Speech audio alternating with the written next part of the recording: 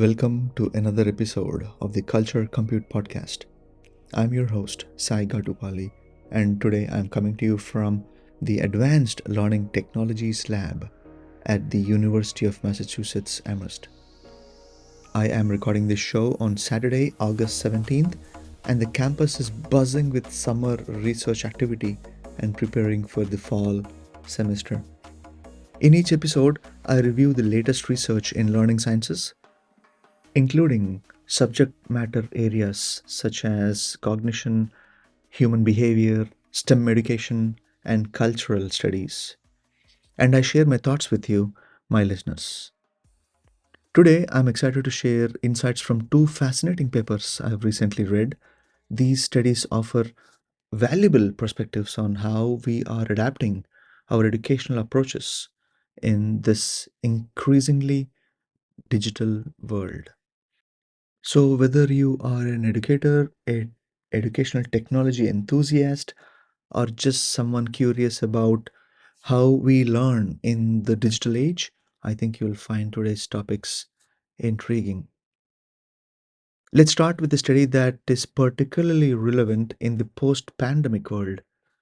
Researchers from the University of Texas at Arlington have been exploring whether online education can effectively teach complex topics such as quantum information science (QIS) to high school science educators. But why are they teaching this specific topic? According to the National Institutes of Health (nih.gov), the quantum information science (QIS) is a field of science that combines quantum mechanics and information sciences for the development of new technologies. It is a crucial skill because it has the potential to revolutionize various fields, from enhancing biological imaging with quantum sensing technologies to solving complex problems with quantum computing. I am aware of similar work by Michio Kaku, who is an astrophysicist, and he is a highly proclaimed author in the quantum computing field. Nevertheless, this study, which is published in the Physics Teacher journal, where peer reviewed papers on teaching of introductory physics or on topics such as contemporary physics, applied physics, and the history of physics and physics education are discussed. So, the first paper addresses one critical question: can we deliver high quality professional development in advanced scientific fields through virtual environments? This research, originally led by Karen Matzler, who is a PI at the Quantum for All Institute, where they originally planned to conduct in person training for high school science teachers. I looked up Dr. Matzler's scholar profile, and then I found out that she brings a wealth of experience to this project. And having taught high school and university physics for over 30 years, and she also served in the leadership positions for many professional organizations.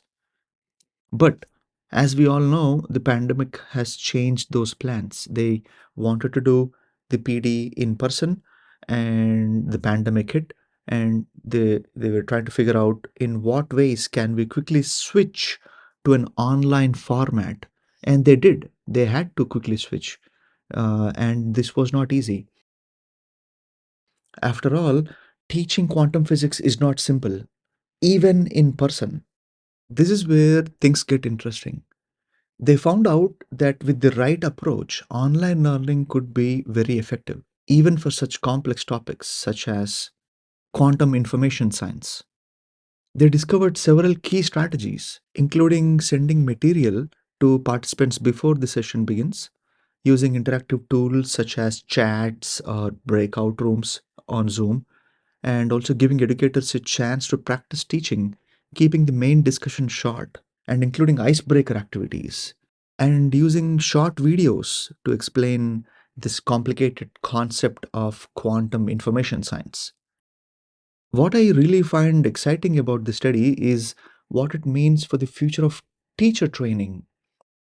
This is really interesting to me because I am currently associated with the Department of Teacher Education and Curriculum Studies, where we work with in service teachers, pre service teachers, and even experienced teachers in developing teacher PD modules. According to their study, while hands on in person learning is great, especially with subjects such as this quantum information science, their research shows that we can teach even the most complex topics online. This could really help educators in remote areas or those who cannot easily access specialized training material.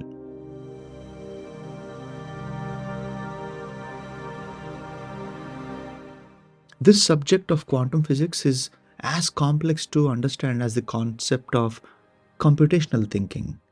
It is called computational thinking, which is a skill everyone needs to have and needs to possess in the 21st century.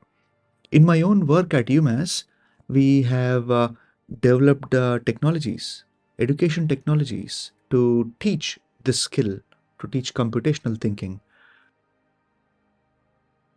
The strategies from this QIS study are similar to what we found works well in our programs. And the same professional development structure could be scaled for computational literacies.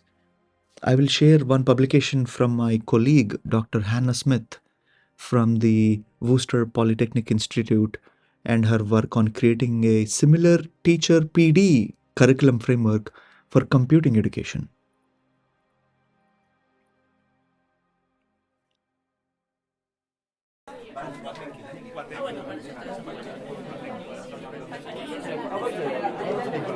Now, let's talk about another fascinating study.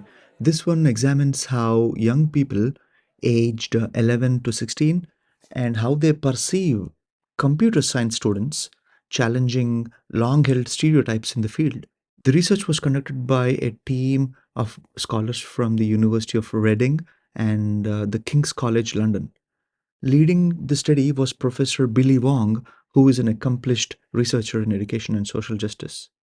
Dr. Wong has a track record of groundbreaking work in educational inequalities and widening participation in higher education.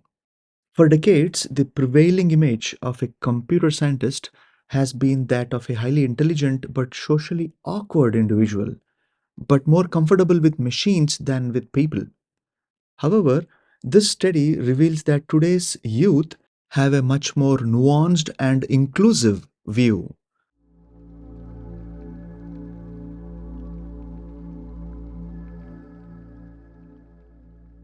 In their study, they surveyed over 3,000 students aged 11 to 16 in England, asking them what qualities they associate with a good computer science student.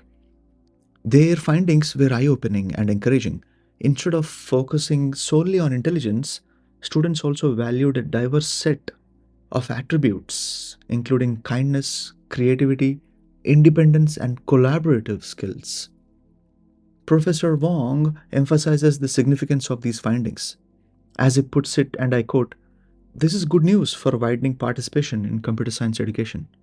Stereotypes exists for a reason, but they can also be a powerful deterrent to participation by some underrepresented groups."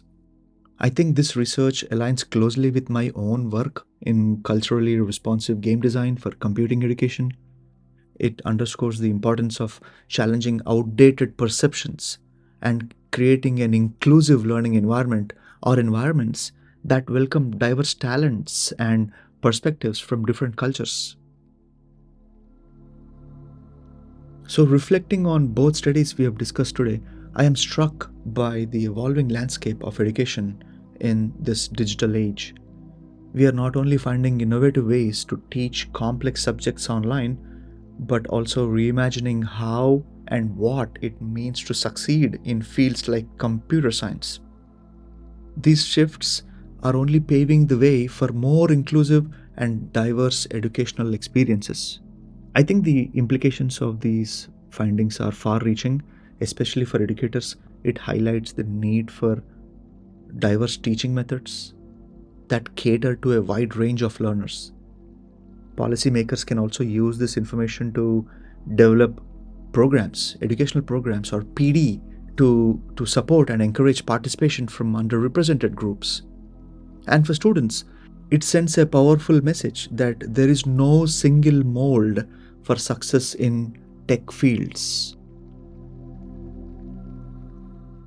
As we continue to explore, the intersections of culture, technology, and learning serve as valuable guideposts. They challenge us to question our assumptions, embrace diversity, and remain open to new paradigms in teaching and learning.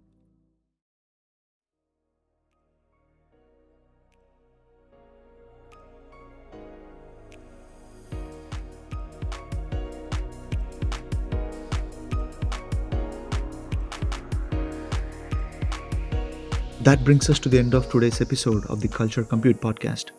I hope these research insights have given you some food for thought about the changing landscape of education in our digital world. I made this episode in under 1 hour, including recording, editing, and publishing using free software available on the interwebs. If you find this episode interesting, I encourage you to check out the full papers. You can find the links to both these studies in the show notes. The music is composed by Liborio Conti, whose beautiful compositions add a touch of tabla to my voice. I am both humbled and delighted by how much it enhances my science communication. If you have any feedback regarding this podcast or would like to share your thoughts on this episode, my email is in the show notes. Until next time.